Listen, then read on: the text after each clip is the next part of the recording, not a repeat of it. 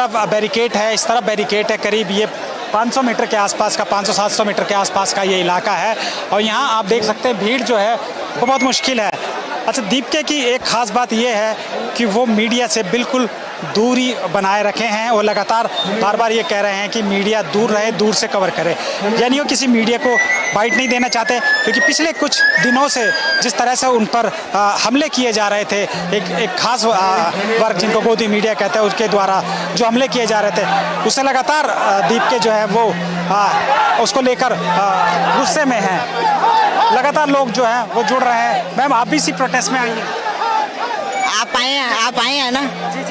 हम भी आए हैं। आप सपोर्ट कर रही हैं? हम युवाओं के मुद्दों को सपोर्ट कर रहे हैं, है ना। जिस तरह से उनकी आजीविका छीन ली, उनका एजुकेशन से उनको वंचित कर दिया है और उनके जो बुनियादी सवाल हैं उससे दूर कर दिया और बात बात पे पाकिस्तान चले जाओ, जब बच्चे बोलना शुरू करते हैं या हम जैसे भी बोलते हैं उनके समर्थन में, या आप देखिए कि मैं तो फकीर हूँ, झोला उठा के चल दूंगा, तो ये देश के मुखिया का बयान नहीं हो सकता। एक जवाबदेही है उसकी देश की जनता के प्रति, क्योंकि अभी वो भारतीय जनता पार्टी के प्रधानमंत्री नहीं है, अभी वो भारत देश के प्रधानमंत्री हैं। तो क्या मखौल उड़वाया जा रहा, देश को गंभीर आर्थिक संकट में धकेल दिया, जिस तरह से इजराइल में जाके गलबैयां डालियां ट्रंप और उसके, तो लोगों को सब दिख रहा है। नीट का एग्जाम होता है वो कैंसिल हो जाता है।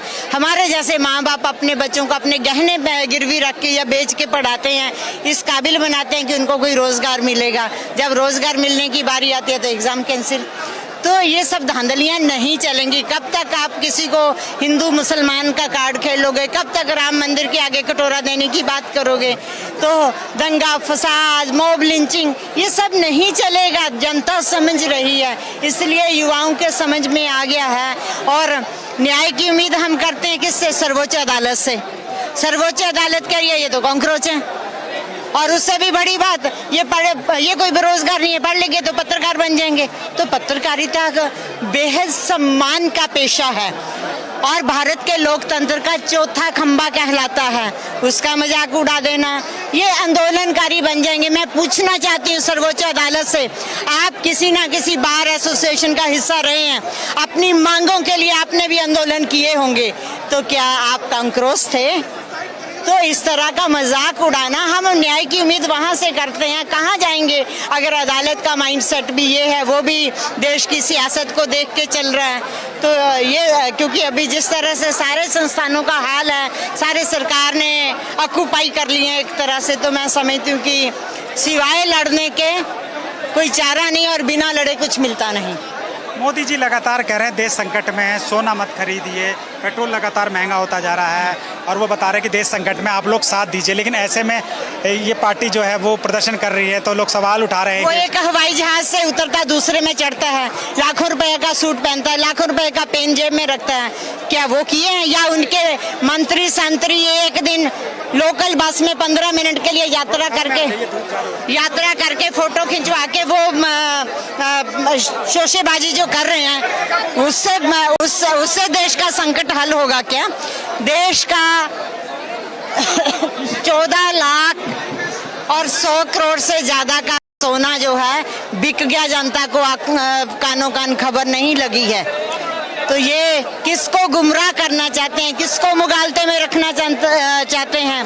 तंगियां ही सही, लेकिन माँ बाप ने पढ़ी लिखी औलाद पैदा की है, जो बच्चे पढ़ लिख गए हैं। अगर ये ना होता तो देश का किसान सरहद पे ना होता लड़ता, अपने अधिकारों की लड़ाई ना लड़ता फिर वो।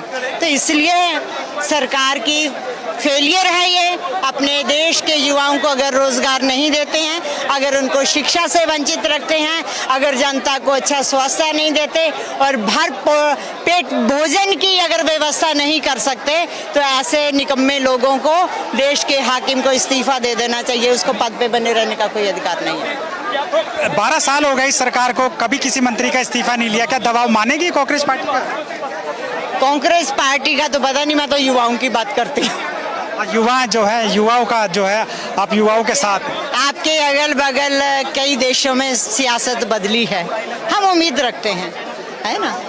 तो पार्टी का मुझे मालूम नहीं, लेकिन युवाओं के अंदर गुस्सा है, ये देखते हैं कहाँ तक जाता है।